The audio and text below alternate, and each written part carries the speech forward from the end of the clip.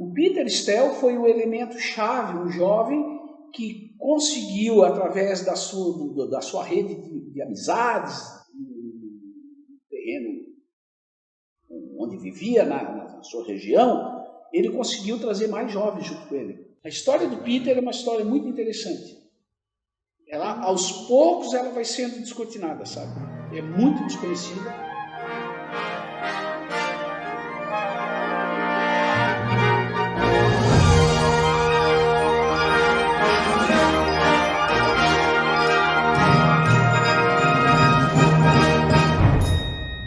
Eu acho interessante eu ressaltar a importância e o fascínio que Luxemburgo sempre exerceu sobre o Gilberto. Eu sou o Gilberto Goulart, eu sou esposo da Berenice, que é uma luxemburguesa, mesmo sem saber dessa condição, né? Ela sempre se julgava uma descendente de portugueses, italianos e alemães. A última coisa que ela imaginava é que fosse uma luxemburguesa. Como a grande maioria, eu acho. Como todos. Na verdade, essa é uma condição que prevaleceu aqui em Santa Catarina, no sul do Brasil, né? Por mais de 95%, acho 99% dos descendentes de Luxemburgo, eles se julgavam descendentes de alemães. Claro, mas isso traz uma certa confusão, Clarissa. Por quê? Porque a Alemanha só passou a existir como tal a partir de 1871, que até então era a Confederação dos Países Germânicos. O que havia entre eles era uma unidade linguística, falavam todos a língua germânica. Então, esses povos, nós podemos até falar no plural mesmo, esses povos começaram a chegar ao Brasil a partir de 1829. Os alemães, os povos germânicos. Naquele contexto, Luxemburgo se perdia dentre aquela pleiade de pequenos países que compunham a Confederação Germânica, que eram pequenos condados, ducados, grão-ducados, principados, né, que chegavam, num determinado momento, a alcançar o número de 300 unidades autônomas.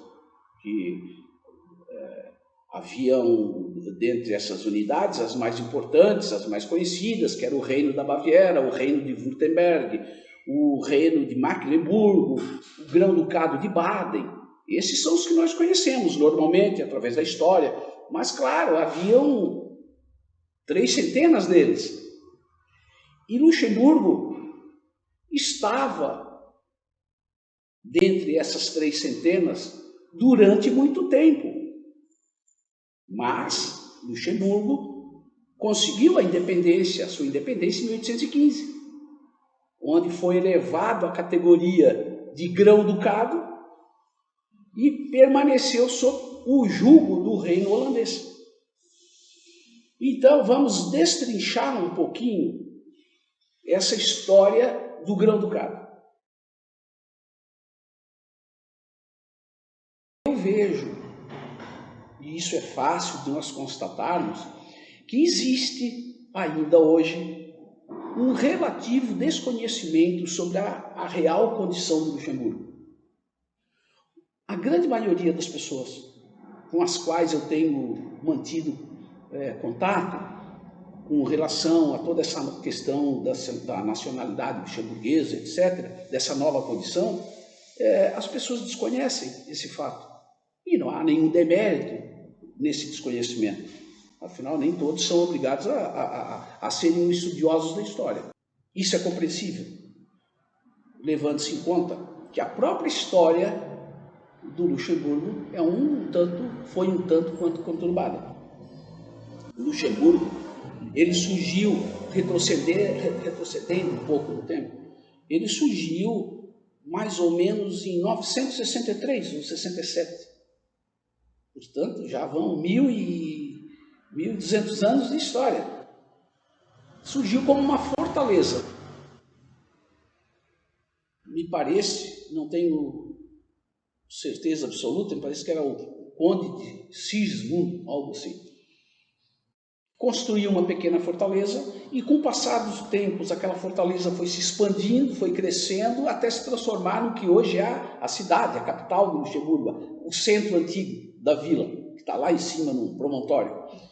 Então, com o passar dos séculos, Luxemburgo passou a ser, eles consideravam a Gibraltar do Norte, dada a importância daquela fortificação que havia no norte e que passou a ser disputada pelos grandes reinos da época, praticamente inexpugnável. Então, os grandes reinos, as grandes potências no decorrer da Idade Média, a Áustria, a Espanha, a Alemanha, passaram a fazer guerras de disputa pelo território. Então, Luxemburgo, ora pertencia ao reino da Espanha, durante um grande tempo passou ao domínio da família Hohenhorn, a dinastia real da Alemanha. Depois da Prússia, depois de outro tempo passou para os Habsburgos da Áustria. E assim ele foi conseguindo, foi se mantendo, foi evoluindo, até que chegamos no século XIX, início do século XIX, com o advento de Napoleão Bonaparte. Napoleão chega no poder em 1799, acho com 18 de Brumário, né? Elimina o consulado e cria... Não, ele elimina a convenção e cria o consulado, em 1799. Então começam as guerras de conquistas. As guerras napoleônicas, elas vão alterar o mapa total da Europa, do mundo, né? Vamos dizer assim, a geopolítica mundial. A Europa, que era o mundo central ali. Então, durante muito tempo, durou mais ou menos 15 anos, eu acho, o poder de Napoleão, aconteceram as invasões, Luxemburgo foi anexado para a França, deixando de ser um domínio holandês durante um tempo, até que, com a derrota napoleônica, acontece o Congresso de Viena, em 1815. Quando as potências vitoriosas resolvem, então, reordenar a Europa conforme aquela configuração que havia antes do advento napoleônico. Então, as potências europeias resolvem, em 1815, conceder ao Luxemburgo, ao Ducado de Luxemburgo, o status de grão-ducado e de país independente.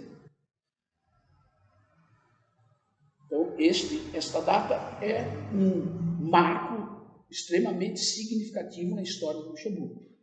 Ele passou a ser um país independente, porém, ele estava agregado ao reino da Holanda. Ou seja, o rei da Holanda era também rei de Luxemburgo. Embora fosse um grão-ducado? Embora fosse um grão-ducado, independente. Mas o rei da Holanda era rei da Holanda e grão-duque de Luxemburgo. Interessante, né? Essa figura. Uma coisa meio, para nós, é um pouco difícil de compreender, né? Mas dentro daquela configuração europeia, não era algo tão incomum. Essa situação, ela perdurou até 1891, 93, quando um dos reis de Luxemburgo, que era grão-duque um dos reis da Holanda, que também era grão-duque de Luxemburgo, faleceu e não deixou herdeiro, um príncipe herdeiro. Então, uma das filhas se transformou na grã-duquesa de Luxemburgo. Iniciou, então, nesse momento, a verdadeira dinastia dos governantes de Luxemburgo, a dinastia dos Nassau, que é essa família reinante que está lá até os dias de hoje, os Nassau-Wilburg, essa família, que é essencialmente luxemburguesa. Então, voltando um pouquinho lá em 1815, naquele contexto sociopolítico, econômico, como é que nós vamos encontrar a Europa? uma Europa arrasada, devastada, socioeconomicamente, pelas guerras napoleônicas que dizimaram o continente inteiro. O Luxemburgo não era uma exceção, era uma região pobre, onde as pessoas passavam por imensas dificuldades. E essa condição, em 1815, ela vai se somar a uma condição, e aí nós precisamos fazer uma viagem através do Atlântico e chegarmos aqui no Brasil. 1815, o Congresso de Viena dá independência para Luxemburgo.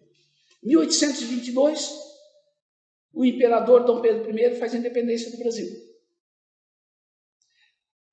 Entretanto, ao contrário do que se imagina, a independência do Brasil não foi um fenômeno estanque, pacífico, como nós aprendemos nos bancos escolares. Não, foi uma guerra que durou vários anos, não foi um movimento pacífico, ele deixou um saldo de mortos bastante expressivo, e o imperador, o recém-instalado império, ele tinha uma situação de fragilidade. Por quê? Porque ele estava lutando contra os portugueses, que não aceitavam a independência. O Brasil não tinha um exército. O Brasil não tinha know-how, não tinha tecnologia nenhuma para formar um exército, que era composto por quem? Por cidadãos portugueses. Ora, que situação de vulnerabilidade se colocava o imperador brasileiro diante daquele contexto? Foi dentro daquela realidade, que a imperatriz Leopoldina, que era austríaca de nascimento, filha do imperador Francisco I da Áustria, na época, então, era a maior potência europeia, ela disse para o marido, o Pedro, ela era muito astuta, ela era muito inteligente, muito arguta, grande observadora, e ela disse ao Pedro, como na situação em que nós estamos, de plena vulnerabilidade, nós não vamos chegar a lugar nenhum. Ora, nós estamos lutando contra quem? Contra os portugueses. Quem compõe o nosso exército são os portugueses. Nós estamos mal. Nós precisamos fazer uma armada brasileira, mas nós temos que mandar jovens de língua germânica para cá. Então, é lá, na região da Áustria, da Alemanha, do Luxemburgo, que nós temos que ir buscar jovens para vir no Brasil e ajudar a formar o exército brasileiro. O Dom Pedro achou fantástica a ideia. E aí ele chama o Schäfer, que era um major austríaco, que tinha vindo em 1817 para o Brasil, acompanhando a filha do imperador da Áustria, como um elemento meio de confiança do imperador. Ele fazia parte do séquito. Então o imperador Francisco falou, Schäfer, tu vai como um guardião da minha filha. E acompanhou em 1817, ele veio e permaneceu aqui no Brasil. Então, em 1826, pouco tempo depois da independência, havia essa preocupação na formação de um exército. É quando o Schäfer é enviado para a Europa pelo imperador com esse objetivo, de trazer jovens de língua germânica para o Brasil. O Schäfer visita vários pequenos países da Alemanha e foi arregimentando jovens. E em Luxemburgo, ele encontra 3 jovens que compraram a ideia de viajar para o Brasil, atravessar o Atlântico e ajudar o imperador do Brasil a formar o Exército Nacional. Eles vieram nesse contexto para formar o Exército? Nesse contexto foi, e particularmente o Peter Stell. Vieram nesse contexto a convite do imperador para ajudá-lo a formar o Exército Nacional. Então, Peter veio em 1828 e chegou no Rio de Janeiro no dia 17 de agosto de 1828. Veio por Bremen, num navio chamado Crioula, de bandeira dinamarquesa, e aportou no Rio de Janeiro em 17 de agosto de 1828. Foi o Peter Stuyt, então, o primeiro luxemburguês a chegar no Brasil. Historicamente falando, é o primeiro luxemburguês a pisar em solo brasileiro. Então a gente não está falando de um simples imigrante, nós estamos falando do primeiro imigrante? Estamos falando do primeiro imigrante. O Peter Steyer chegou no dia 17 de agosto de 1828. A segunda leva, isso é histórico. Isso daí. Antes dele, ninguém tinha pisado aqui. Nenhum luxemburguês. Depois da chegada dele no Rio de Janeiro, mais para o final do ano, que chega então o primeiro navio trazendo uma leva de imigrantes de várias nacionalidades, onde então vem aquela grande leva de imigrantes que chegaram no Rio de Janeiro, foram colocados na brigue Marquês de Viana e vieram para o Desterro. Que chegaram aqui, ficaram aqui no Desterro durante mais de 10 meses, em São José da Terra Firme, fazendo uma quarentena, e ficaram meio jogados ao léu, porque o presidente da província na época não tinha a menor ideia do que ele iria fazer com aqueles imigrantes. Uma coisa doida. Depois de um tempo, de 10 meses em discussões aqui no Desterro, sobre o que fazer, para onde vão mandar esse pessoal, etc., Clarissa, é que tomaram a decisão de mandá-los para as terras que hoje formam o município de São Pedro de Alcântara. Então, voltando um pouquinho no Peter. O Peter chega no dia 17 de agosto de 1828 e ajuda o imperador Dom Pedro I a organizar o batalhão dos imperadores, o batalhão dos estrangeiros, para fazer ainda frente àquelas províncias que ainda eram relutantes e aderiam ao Império, ao esse Império brasileiro. Depois que ele tem uma participação bastante leal ao imperador brasileiro, passam-se 2 anos da chegada dele no Brasil, e em 1831 o imperador abdica do trono. Deixa o filho de 5 anos no Brasil, Dom Pedro II, e volta para a Europa com o objetivo de lutar contra o irmão do príncipe Dom Miguel, que tinha usurpado o trono, que era dele. Uma questão familiar que hoje faz parte dos anais da história mundial. E o Peter Stell, com a saída de Dom Pedro I da corte, ele fica meio perdido. O imperador Dom Pedro tinha dado ao Peter Stell um pequeno saquinho com pedras de diamante. E ele disse ao Peter: eu volto, e esse é um dado que é desconhecido da história brasileira.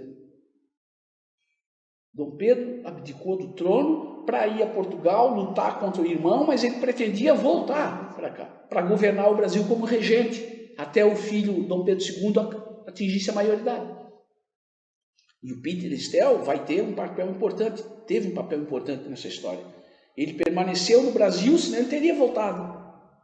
E a nossa história teria sido toda diferente. À espera de Dom Pedro I. À espera de Dom Pedro I. Então ele veio para o Desterro, porque ele tinha feito uma passagem por aqui anteriormente e tinha, interessante, ele tinha achado as mulheres do Desterro, do escritor, muito lindas.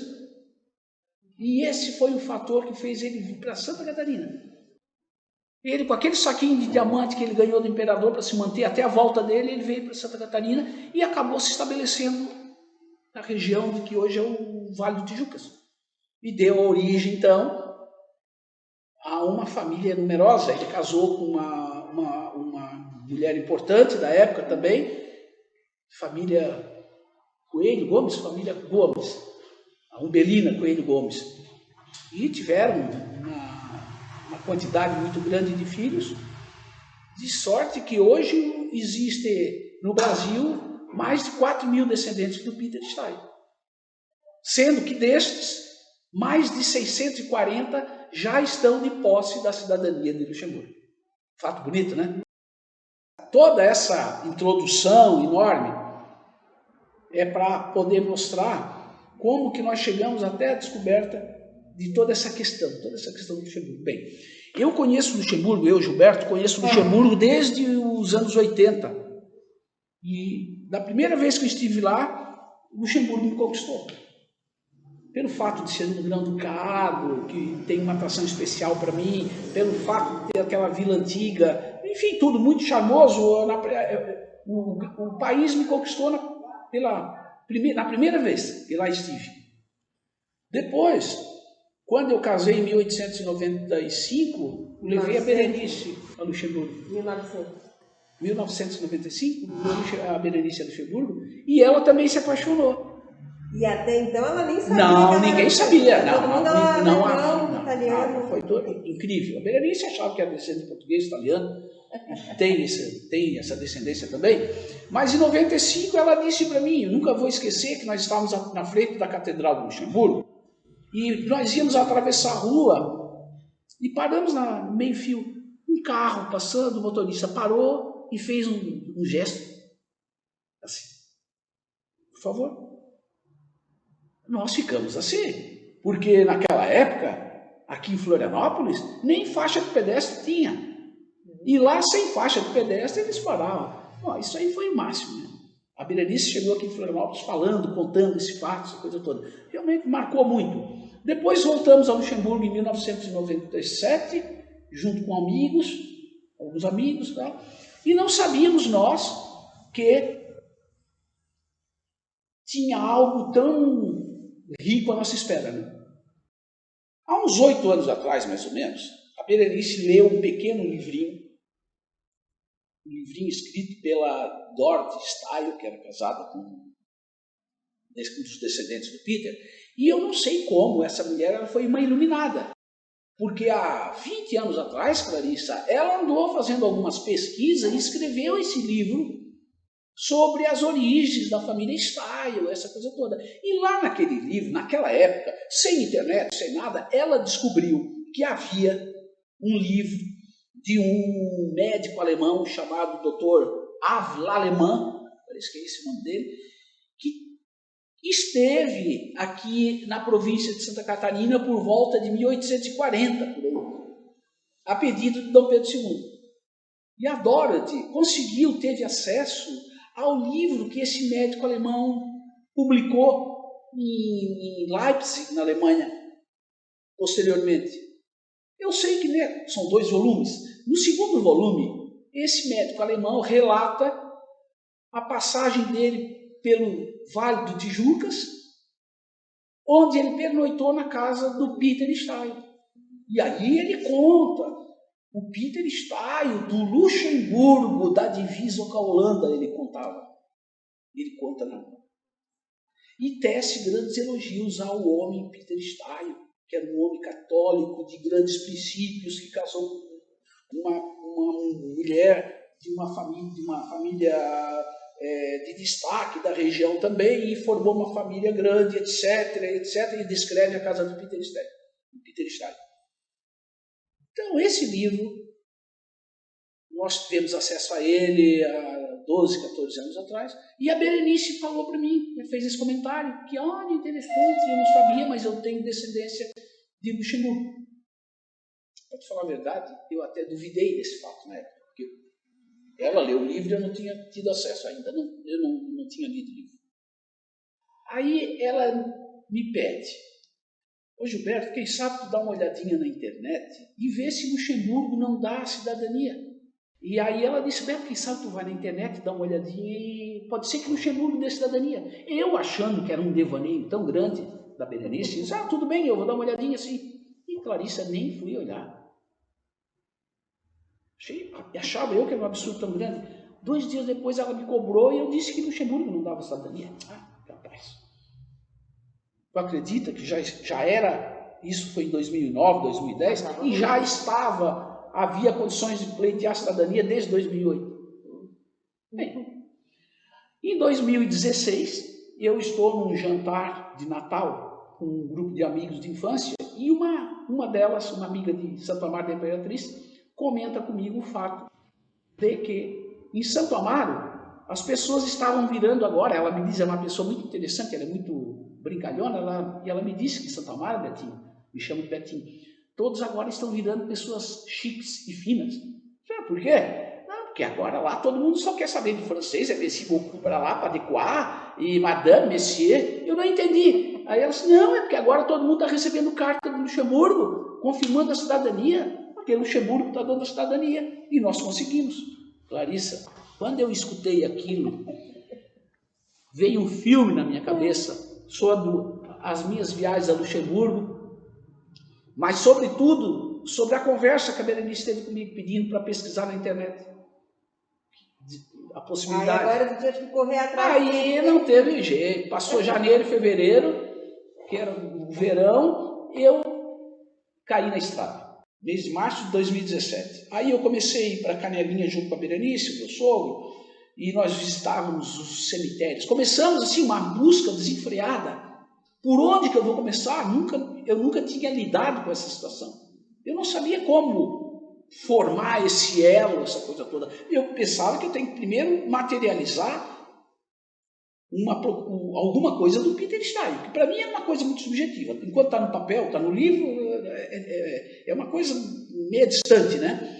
Então fomos para Canelinha, para Tijucas, para o Rio da Nona, para São João Batista, cemitérios, visitando túmulos, sepulturas e tudo mais, para ver se achava alguma coisa do Peter Stein. É claro que não encontramos nada. Faz muito tempo. Que ano ele morreu? Morreu em 1891. Então, mesmo daquela época, já é difícil você encontrar sepulturas daquela época. E aí eu comecei a procurar nos cartórios para ver se achava alguma coisa dele, certidão de casamento, de óbito. Depois de muito tempo, aí foi uma busca. Essa busca durou meses e meses. Então encontramos no cartório de Tijucas a certidão de óbito dele, de 1891. Em Tijucas mesmo. Então. Em Tijucas, claro. Mas os documentos restantes ainda nós não tínhamos tido acesso, certidões e mais certidões. Por quê? E entra o nosso desconhecimento com essas questões, né, relativas a essas questões de genealogia e etc. Porque aí havia algumas particularidades. Até 1889, quando foi feita a República, de que forma que eram feitos os registros civis? Eles eram feitos através da Igreja Católica ou através da Igreja Luterana. Eram essas instituições que faziam os batizados das pessoas e deitavam registro nos livros que os padres mantinham nas sacristias da igreja, não é? Essa certidão de batismo servia como certidão certidão de nascimento. Depois as pessoas, quando iam casar, era na Igreja Católica ou na Luterana, eles assentavam um livro de registro que aquela pessoa casou na data de tal, etc. E a certidão de óbito, idem. Porém, com o advento da República, começaram a surgir, então, os cartórios de registro civil. Então, qualquer certidão que você estivesse procurando em data que antecedesse a República, você iria encontrar nos arquivos das igrejas. Perfeito? Foi para lá que nós fomos, então. Acabei na Cúria Metropolitana de Florianópolis. Foi uma feliz descoberta no arquivo histórico da Cúria. Tem duas funcionárias que são fantásticas, a Janice e a Miliana, que se dispuseram assim, sabe, com todo carinho a me auxiliar, porque naquela época eu não sabia nem entrar no site da internet para começar a fazer pesquisa. Aí ela me disse, não, senhor Gilberto, nós temos aqui um site que o senhor acessando, o senhor pode escolher o ano do documento que o senhor busca, o senhor bota a cidade, o senhor escolhe a igreja, a paróquia, e vai aparecer as fotos dos livros. Me explicou como se estivesse explicando a uma criança. Então eu passei a ter acesso a esse site, Clarissa, e aí nós passamos alguns meses, eu e a Berenice, deitados à noite, até 3, 4 da madrugada, olhando livro por livro, página por página. Tijucas, São João Batista, Santo Amaro da Imperatriz, na busca por certidões de casamento do Peter. e depois certidões dos filhos do Peter. Claro, tudo isso nós fomos encontrando, essas certidões. Em grande parte delas nós encontramos na paróquia de São Sebastião, em Porto Belo. Quando você se dispõe a fazer uma busca, muitas vezes você começa pela cidade A, achando que ali vai encontrar tudo, e não é ali, é lá na cidade D. Né? Enfim, e fomos conseguindo juntar, então, os elos que ligam essa corrente entre a minha esposa, a Berenice, passando pelo pai dela, pela avó, bisavó, até chegar no Peter Stella. Na medida em que nós fomos avançando e encontrando cada certidão, pessoas foram se agregando, foram se juntando. Porque era o tipo de assunto que eu fazia questão de levar adiante. Então, dentro de pouco tempo, várias pessoas estavam sabendo que nós estávamos nessa busca. Então surgiu a Vânia Gomes, que já tinha ouvido falar dessa história e que tinha encontrado alguns documentos também, trouxe para juntarmos os nossos documentos. Depois surgiu mais um primo, enfim, as pessoas foram auxiliando, até que chegamos no mês de agosto, e até então não tínhamos encontrado certidão de nascimento de Peter, e eu tinha contratado uma empresa nos Estados Unidos, que faz pesquisas, para encontrar certidão de nascimento do Peter lá em Luxemburgo. Depois de algum tempo, essa empresa me contactou e disse, um pesquisador, olha, lamento, mas eu não encontrei nada.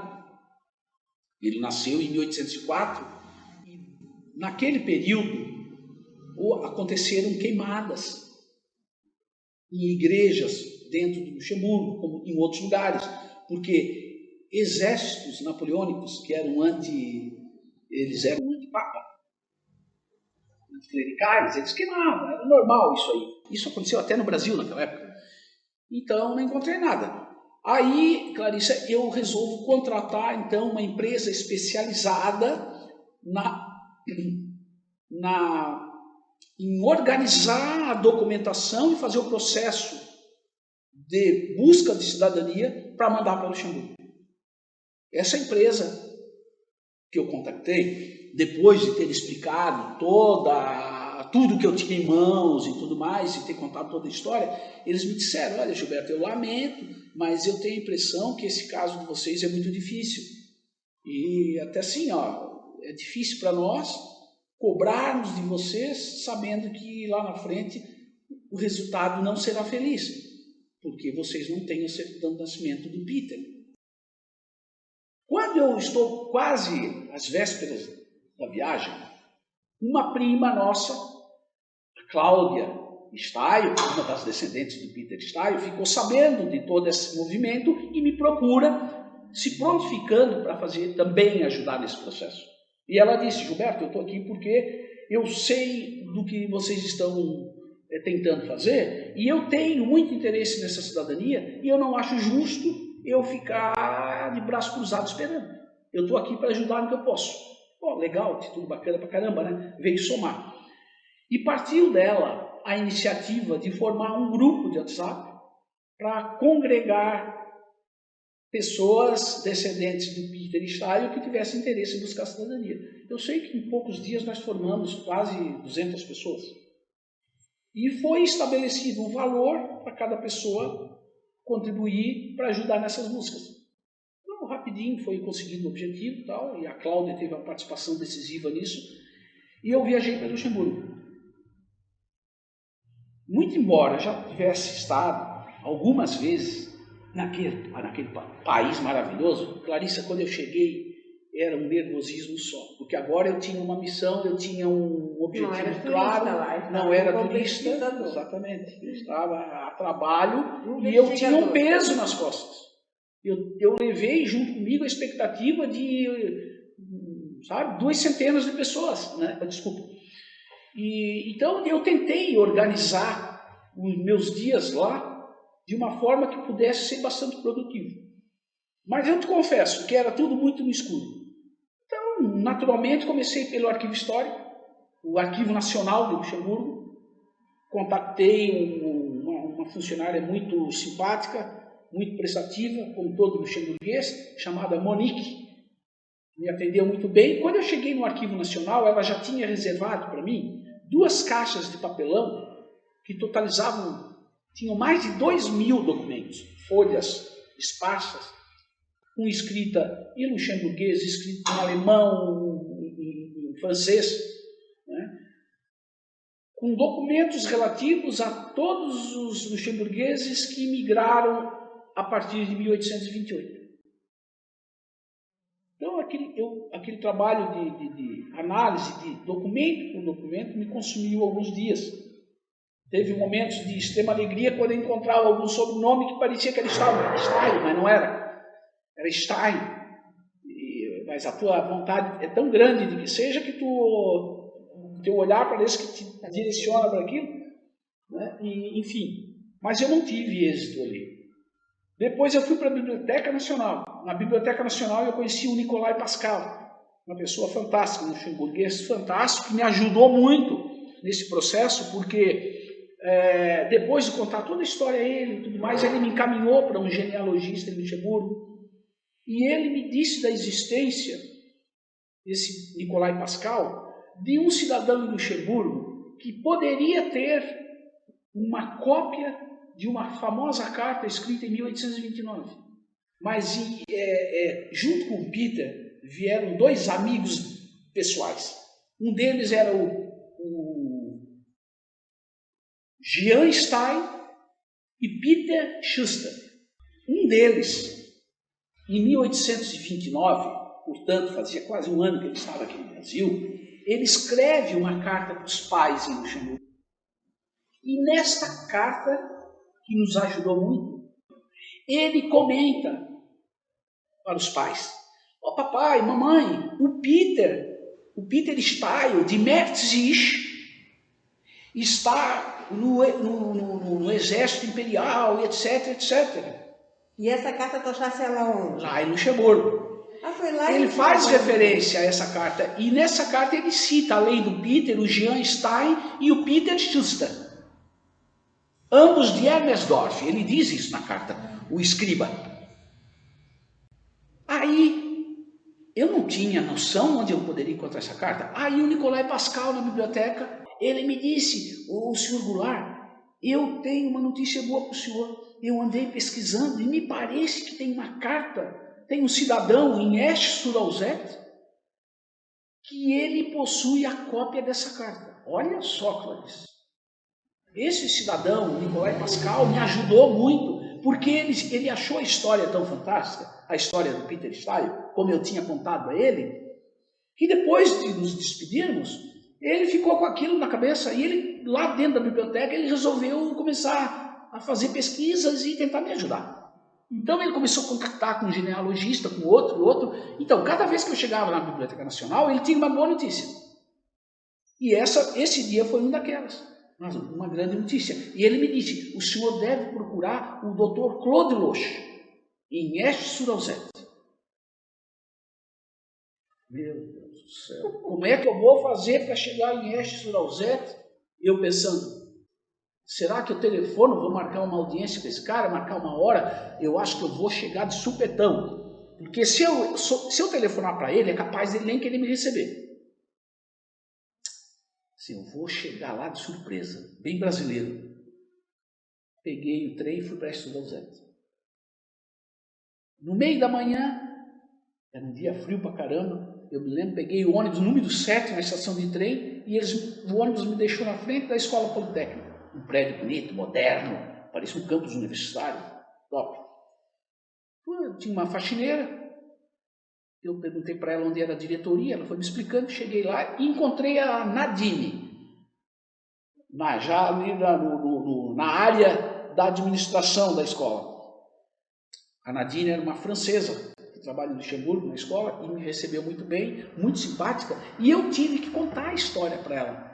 Porque em cada local que eu chegava, Clarissa, eu tinha que contar toda a história do Peter Stein, porque eu precisava ter credibilidade.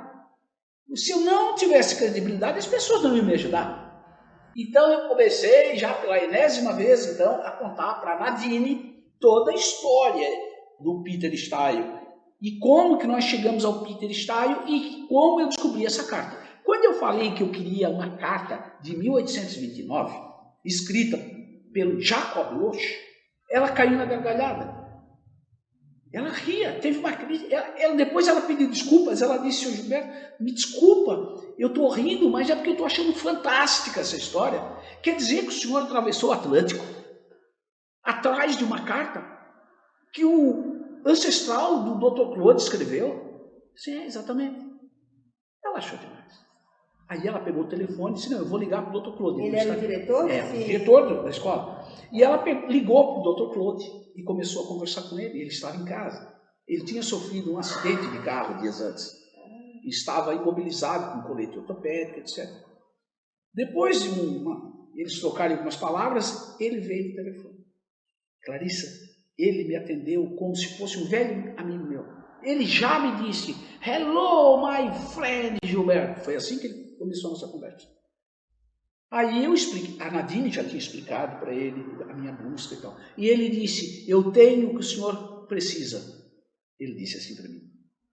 Aí me explicou que estava impossibilitado em casa, mas que no dia seguinte, às 3 horas da tarde, ele iria vir no gabinete dele para me receber.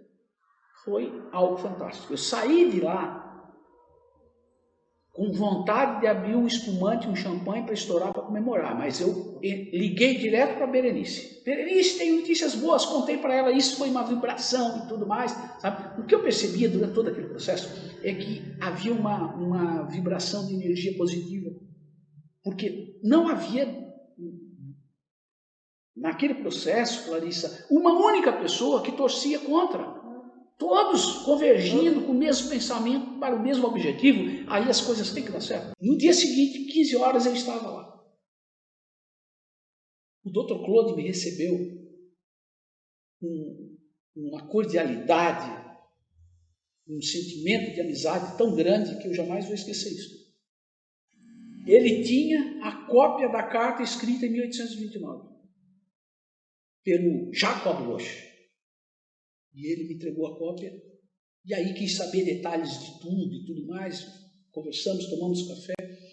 Bem, ele me disse, Gilberto, eu tenho todo o tempo do mundo, que eu não estou trabalhando, eu vou ficar pesquisando para ver se eu consigo encontrar mais alguma coisa.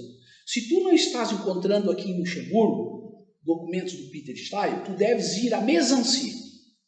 Mesancy é uma cidadezinha, Clarissa, pequena, que se situa próximo da divisa de Luxemburgo com a Bélgica, e mais particularmente ela está dentro da província do Luxemburgo.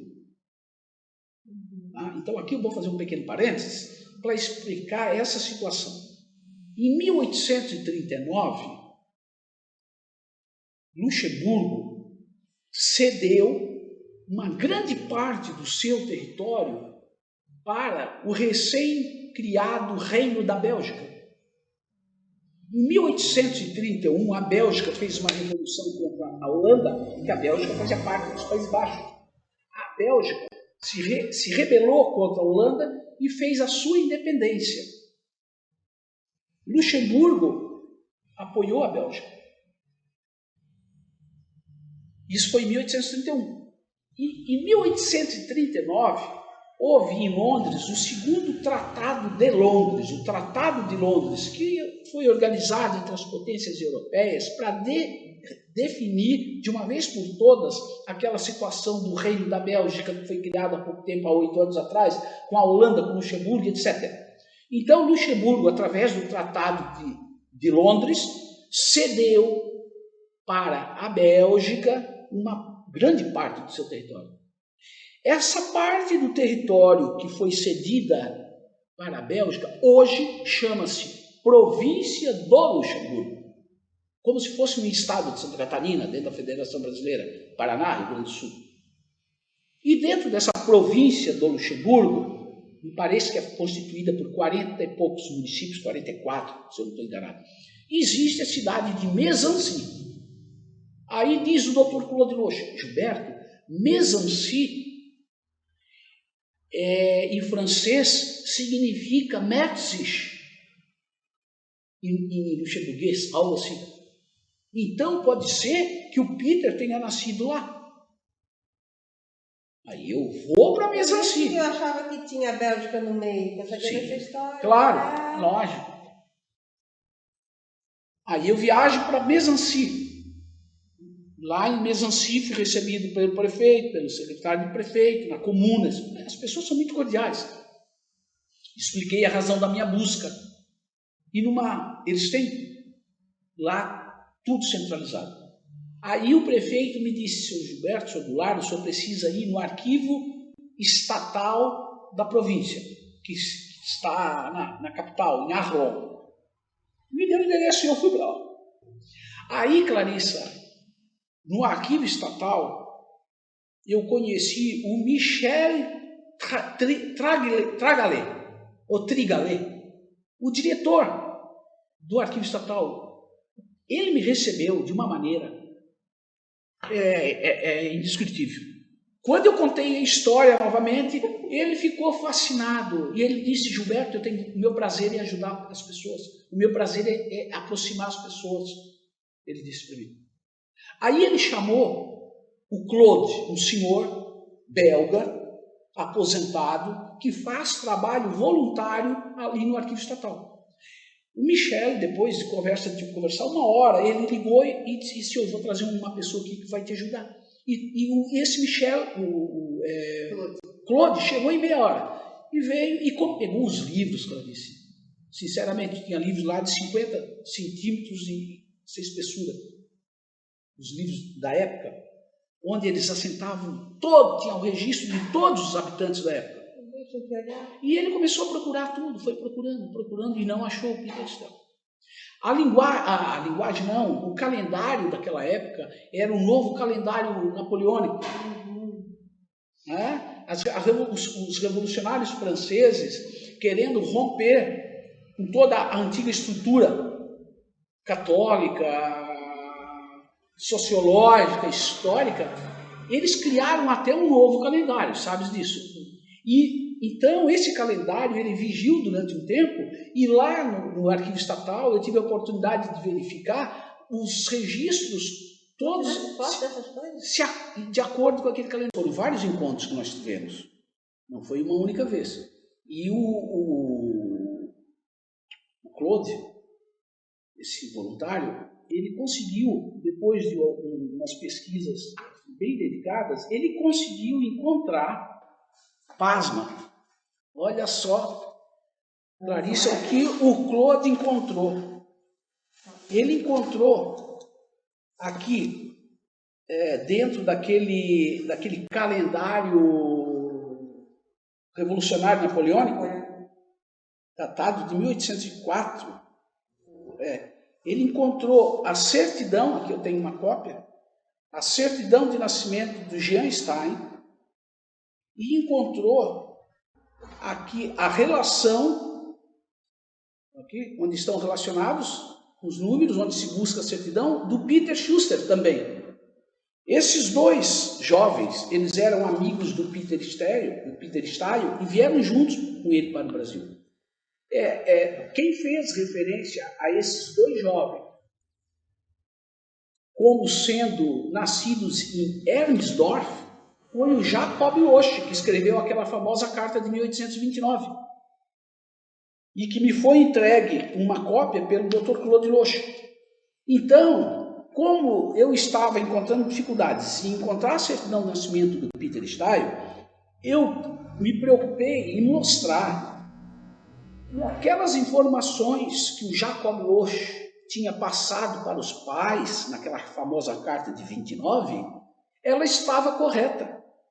E aí, através da descoberta desses dois documentos, eu vi que eu tinha razão no meu raciocínio. Por quê? Porque se o Jacob Loesch dizia que o Peter Steil era nascido em Merzig, e como ele dizia que os dois amigos eram nascidos em Ernsdorf, e eu encontrei as certidões deles em Ernsdorf, estão aqui. Esse achado no meu raciocínio vem comprovar que o Jacob Loesch estava certo quando ele dizia que o Peter era de Merzig. Estava dando um azar que nós não estávamos encontrando o documento dele, a certidão, por conta daquela má vontade do Patrick Niederfoyle, que não me deu acesso ao único documento não digitalizado do Luxemburgo, e ele disse que não me daria acesso, porque era um documento escrito no alemão arcaico, era um documento extremamente antigo e histórico. Me proibiu. Então eu precisava convencer as pessoas a acreditarem na minha história de que isso aqui era um raciocínio correto. E eu vou mostrar mais tarde que isso veio se comprovar como correto mesmo. Então, em Niederfoyle, como eu disse, eu não fui recebido, mas não tive acesso naqueles documentos pelo funcionário local, dizendo que eram documentos antigos. Eu voltei para Luxemburgo e fiquei sabendo, posteriormente, de que aquela era uma região de luxemburgueses muito nacionalistas, etc., que eram contra a chegada de novas pessoas, enfim. Né? Isso não me ajudou em nada, aquela situação. Mas eu voltei a Luxemburgo e estive novamente com as pessoas envolvidas nesse processo e eles eram unânimes em me dizer, até desculpas eles pediam, pelo fato de ter sido eu tão maltratado, mal recebido por um cidadão luxemburguês, um funcionário público. O senhor, por favor, não tome aquele indivíduo como exemplo. Evidentemente que não, porque eu fui tratado, muito bem tratado em todos os momentos, instantes e tudo mais. Mas ainda não tinha encontrado o principal. Eu tomo a decisão de procurar um deputado, um parlamentar luxemburguês, preferencialmente do Partido Democrata, e isso eu tinha razão para isso, eu tinha as minhas razões para isso, com o objetivo de que esse parlamentar fizesse junto comigo uma análise da lei aprovada em 2008, que nos dava o direito da cidadania. Qual era o meu raciocínio? Poxa, eles fizeram a lei. Analisando a lei, junto com um parlamentar, talvez ele vá me dar uma luz, mostrar que nas entrelinhas poderia haver uma saída para buscar a cidadania mesmo sem esse documento. Essa foi a minha intenção. Então eu fui na sede do Partido Democrata, que ficava bem em frente até do Arquivo Nacional e o Arquivo Estatal, e marquei a hora com um deputado do Partido Democrata, que é o partido do governo, e ele ficou sentado, que ele iria me receber numa terça-feira, no dia 7 de novembro, às 2 horas da tarde. E aquilo me encheu de gás novamente. Né? Tem certos momentos, Clarice, aqui numa trajetória dessa, você fica triste, você desanima, daqui a pouco você busca energia novamente, etc. Né? Então, naquele momento, renasceram assim, as esperanças e tal, eu disse, não vai dar certo com esse caminho. Aí, muito bem. No dia aprazado, no horário certo, eu cheguei no gabinete do deputado. Aí um assessor dele, até eu penso que não é assessor dele, é assessor de vários deputados. Não é como a nossa situação aqui. É uma situação bem mais enxuta, enfim, como deve ser. E ele me pediu desculpas e disse, ó, senhor Goulart, eu não lamento, mas hoje é um feriado parlamentar no país e, consequentemente, os parlamentares voltam para suas origens. Então, mas eu tomei a decisão de deixar marcado para o senhor para a próxima terça-feira, no mesmo horário. Aí foi um balde de água fria no meu otimismo, porque a minha passagem já estava comprada para o dia 9, para o dia 11, enfim, na terça-feira eu já estaria no Brasil. E ali eu pensei, como que eu vou remarcar uma passagem, aquela coisa toda, quanto vai custar? É complicado isso. Aí eu saí desanimado. Aí era muito frio. Eu estava com um cachecol no pescoço, e aí me lembrei, de repente, que no dia 7 de novembro era o dia, naquele dia estava fazendo 2 anos que meu pai tinha falecido em um acidente de trânsito. E aí eu pensei, meu Deus, será que meus irmãos, a minha irmã e o meu irmão lembraram de fazer uma oração para o pai, alguma coisa? Pô, hoje 2 anos. E o meu pai, assim, fazendo parênteses, meu pai foi uma pessoa extremamente, ele era uma pessoa fantástica, era um homem generoso, tinha um coração de ouro, vivia ajudando as pessoas, a felicidade dele era poder ajudar o próximo, mais próximo dele mesmo, sabe? Então meu pai fez muito bem para muita gente. Naquele momento eu tomei a decisão, eu fui na catedral de Luxemburgo, da Nossa Senhora, fui lá rezar para o pai. E quando eu percebi, eu acendi uma vela e eu estava pedindo, eu não estava rezando, eu estava pedindo, Pai, tu me ajuda, abre um caminho para mim. Eu estou precisando agora. Eu não posso voltar a Florianópolis derrotado. Me dá uma luz aqui, pô. Me ajuda, tu ajudou tanta gente. Foi assim uma coisa com tanto, sabe, de coração. Fiz aquele pedido.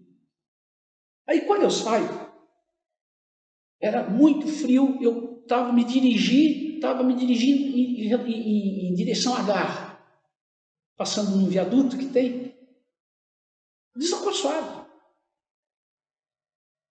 tentando reorganizar os meus pensamentos, como é que eu vou fazer, essa coisa toda. Aí, termino de passar o viaduto, com a minha visão periférica esquerda, eu vejo uma placa. Olhei a placa de um advogado. Advocar junto à corte, coisa assim. Se é isso mesmo. Quando eu vi, eu apertei a campainha, me atenderam. Eu perguntei se eu precisava do aconselhamento profissional de um advogado especializado em direito constitucional. Aí me disseram, é aqui mesmo. Abriram a porta e eu fui ao quinto andar. Fui recebido por uma recepcionista, me cobrou antecipado o valor de uma consulta, e aí antes eu disse para ela, brincando, escuta, eu quero saber se ele realmente vai me aconselhar, se é um advogado da área, não há problema nenhum. Não, só fique tranquilo, é um advogado especializado em direito constitucional, etc. Paguei lá 300 euros da consulta. E aí ela me levou a uma outra sala onde tinham duas jovens advogadas. E eu contei a história para elas, novamente, aquela história foda. Elas, ao término, elas disseram, não, esse caso não é para nós, é para o Dr. Mark. Aí elas me levaram para o sexto andar. Me deixaram sozinho numa sala, numa mesa de reuniões. Daqui a pouco chegou o Dr. Mark. Eu estava muito nervoso. Para mim era agora, no meu raciocínio, era a última saída. Era a última saída. E aí? Então, Clarissa, ele sentou na cabeceira da mesa e um papel, uma caneta, um lápis. E eu comecei novamente a contar toda aquela história desde o princípio, que levou meia hora, e ele não olhava para mim, e eu contando, tentando olhar para ele, o homem não me olhava, pensava, eu falando e eu pensando ao mesmo tempo. Ele não está acreditando em nada. Nervoso, falando um inglês abaixo da média, tentando me fazer compreender e, sobretudo, mostrar credibilidade. Quando eu terminei a história, ele disse assim para mim, quem que lhe mandou aqui? Foi a primeira pergunta. Aí eu falei assim para ele, tu acredita em Deus? Você acredita em Deus? Ele disse para mim que às vezes acreditava e às vezes não. Aí eu disse, meu Deus, quem me mandou aqui foi meu pai. E aí eu contei para ele que eu tinha marcado com um deputado do Partido Democrata, etc. Contei a história toda, a minha passagem pela catedral, diante do fato dos 2 anos. Tal. Quando eu terminei de contar, ele disse assim para mim, hoje é um daqueles dias em que eu tenho que acreditar em Deus. Então, naquela resposta, eu meio que relaxei. Ele tem muito de psicólogo, ele percebeu que eu estava nervoso e ele estava tentando amenizar o clima, desanuviar aquela tensão e tal. E aí ele disse, Gilberto, quantos anos tens? Que dia que tu faz aniversário? E quando eu falei a minha idade, ele disse, temos a mesma idade. Que dia que tu nascesse? Aí eu falei, e ele disse, eu dia 22 de novembro. Aí eu falei para ele, um dia tu nascesse no dia que morreu um grande homem. Quem? O presidente Kennedy, John Kennedy, morreu dia 22 de novembro. É verdade. Então o clima foi sendo quebrado, foi ficando menos tenso e, consequentemente, eu relaxei e foi ótimo isso daí, porque eu comecei a apresentar para ele, a dizer para ele o que eu tinha de documentos. Ou seja, documento oficial eu não tinha nenhum de Luxemburgo, mas em contrapartida eu tinha a carta de 29, eu tinha essas certidões dos 2 amigos e eu tinha também, já tinha encontrado o jornal que eu tinha conseguido na Biblioteca Nacional. Então ele me disse, olha Gilberto, eu vou te dizer uma coisa, isso aí tem que dar certo, sabe por quê? Porque eu nunca venho aqui no meu escritório. Tu me pegasses aqui hoje por uma sorte. Eu não venho aqui, é raro eu comparecer no meu escritório. Justo hoje eu vim aqui à tarde, Compreende? Era para ser.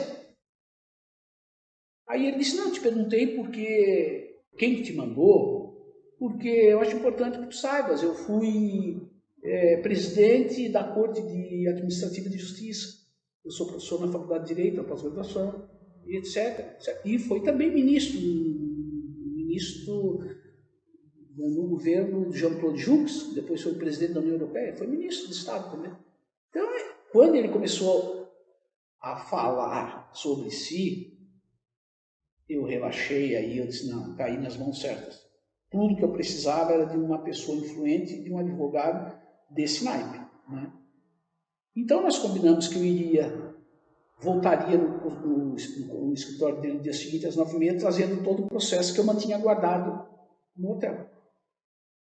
No dia seguinte, voltei, entreguei o processo a ele e ele me disse que viajasse de volta para o Brasil tranquilo, que aquele caso nosso era um caso, esse caso nosso era um caso de muita relevância e que tinha tudo para dar certo. E assim foi, Clarissa. Eu voltei para o Brasil em fevereiro, em novembro, nos próximos dias, e em fevereiro eu recebo do Dr. Mark um WhatsApp pedindo para abrir um link. Abri o link, estava a certidão de reconhecimento da nacionalidade do Peter Stell. Então, a partir de fevereiro de 2018, se descortinou uma nova realidade para centenas de pessoas. São centenas de pessoas. Hoje nós já somos em 640 descendentes do Peter Stell com a cidadania luxemburguesa. Eu diria, finalizando, que o Peter Stell foi um homem que, ao seu tempo, soube olhar muito longe, olhar muito à frente. Foi um jovem de muita coragem que, por dedicação a uma família, ele largou a sua própria família e singrou os mares, atravessou o oceano, chegou num país inóspito, mas ele tinha com ele uma missão. E ele veio e cumpriu essa missão muito bem feita. E hoje nós somos aí praticamente 4.000 brasileiros com o sangue do Peter Stell correndo nas veias. Não é pouca coisa. Então só nos resta agora retomarmos aquele nosso objetivo. Primeiro, lá atrás, quando toda essa bonita história começou, de que nós temos agora que retomarmos esse projeto de fazermos a justa homenagem ao Peter Stell. Fazer uma praça lá na região de Tijucas, uma estátua dele. Nós precisamos escrever o livro da história do Peter Stell. Eu pessoalmente tenho um projeto, um arcabouço já delineado, sobre o Peter que eu conheci e o Peter que eu imagino. Vai sair do papel. Mas eu quero ver um esforço conjunto de toda essa grande família hoje para a gente levar à concepção essa homenagem ao Peter Stell. Afinal, graças a ele, que são centenas de pessoas que estão tendo essa condição privilegiada de hoje.